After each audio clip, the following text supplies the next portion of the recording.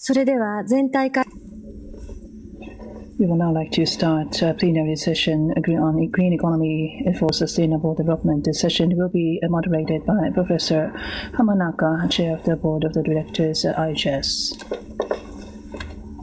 Ladies and gentlemen, we are to discuss a green economy for sustainable development. This is a keynote session. As you all know, green economy, last month in Rio de Janeiro, Brazil, Rio Plus 20, green economy was one of the key topics there for green economy. Many developing countries have expressed their concerns. In order for us to promote a green economy, there was a need for an agreement on roadmap, but we failed to agree on a roadmap. And this was positioned as a tool to realize sustainable development. So it was, in some way, watered down. And the decision was to take into consideration circumstances of respective countries based on the discussions at Rio Plus 20. What are the ways to promote a green economy in both developed and developing countries? And what are the international financing agencies as ADBs? Just some of the points that we would like to discuss in this session. In this session, there will be two keynote speeches. First keynote speech will be by Dr. Pachauri, Director General Terry, Chair IPCC, interpreting the outcome of Rio Plus 20 to give insight into the potential directions over the next couple of years. Since 2002, he has been serving as Chair of IPCC. In 2007. On behalf of IPCC, he received a Nobel Prize. Our next keynote speaker is Dr. Rouhani, Vice President ADB, to discuss activities by ADB to promote technology transfer. At ADB, Dr. Rouhani has been a pioneer in the field of environmental issues, and at the moment he is in charge of sustainable development, other issues, and he is now the Vice President at ADB. After the keynote, two keynote speeches, we will have Dr. Ishii, Deputy Vice Minister of Finance for International Affairs, Ministry of Finance, Government of Japan, to discuss some of the challenges and issues to achieve a green economy. Biodiversity, climate change, global environmental initiatives by developing countries are to be supported by Jeff, which will be served by her as the chair, and I know that she will be move on to Washington, D.C. soon, and after those speeches, there will be a question and answer session with the floor. Now, I would like to first of all invite Dr. Pachauri of Terry. The title of the presentation is Science and Decision-Making, Role of IPCC Assessments, Insights on Rio Plus 20. Dr. Pachauri, the floor is yours.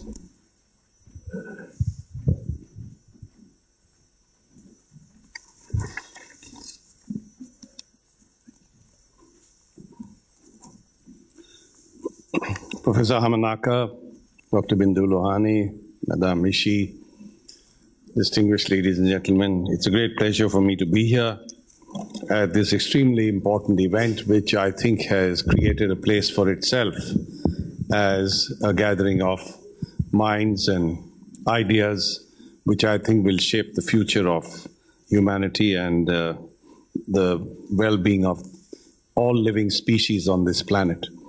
I'm basically going to give you a PowerPoint presentation which links issues related to the science of climate change and the work of the IPCC and how it's linked to the discussions and the outcome of Rio Plus 20 and how we might be able to take climate science into account in defining a future that is sustainable.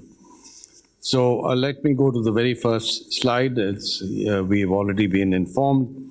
The first global conference on the environment took place in '72 in Stockholm. This was the conference on the human environment. There were only two heads of state who took part in that conference. One was the Prime Minister of India, Mrs. Indira Gandhi, and Mr. Olaf Palme. the Prime Minister of Sweden. In '92, we had this major UN conference on environment and development, where actually 3 different global agreements essentially took shape or came into existence. The Framework Convention on Climate Change, the Convention on Biological Diversity, and the one dealing with combating desertification. There was a large number of governments who came, heads of state, heads of government, and there was a huge and very visible presence and audible presence of civil society. Rio +20, if I may say, started with very modest expectations, and what came out of it was essentially a focus on the green economy in the context of poverty eradication and sustainable development, the institutional framework for sustainable development, and a major call for sustainable energy for all.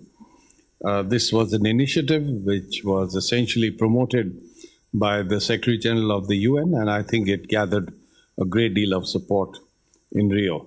Now, climate change, as you would notice, was not formally on the agenda of Rio +20, but I might say, as I've said on earlier occasions, it was the 10-ton gorilla in the room which you couldn't ignore. In fact, all the discussions which took place, essentially in some form or the other, did move to the issue of climate change and what needs to be done about it. Now, the IPCC was set up in 1988 through an endorsement by the UN General Assembly, and our job is to carry out international coordinated scientific assessments of the magnitude, timing, and potential environmental and socio-economic impacts of climate change and realistic response strategies. So this was our charge. We were asked not only to carry out an assessment of the science of climate change, but how the world should respond, because it clearly outlines realistic response strategies. Of course, like any body of knowledge, when something new comes to the attention of human society, it is often challenged, and this cartoon over here is essentially a very good depiction of what is happening. There is one person who's saying there are 2,500 scientists who say that we've caused global warming, and the person at the mic says, I'd like a second opinion. But leaving that aside, I just want to mention that the work of the IPCC over the last almost quarter century has produced a number of reports which are comprehensive assessments. The 4th assessment report was released in 2007. We are now working very hard on the 5th assessment report. We also carry out a major exercise in everything related to inventories of greenhouse gas emissions, and I'm very happy to acknowledge the presence of my colleague, Mr. Taka Hirashi, who is the co-chair of the task force on inventories and has been leading that process ably for many years now. There were 7 critical issues at Rio, and these are listed. I won't go through them, but I want to highlight energy and disasters, which I think acquired new relevance with 2 special reports that the IPCC brought out last year.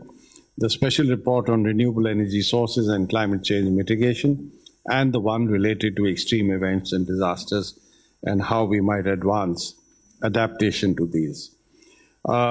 We are required to be policy relevant, but not policy prescriptive.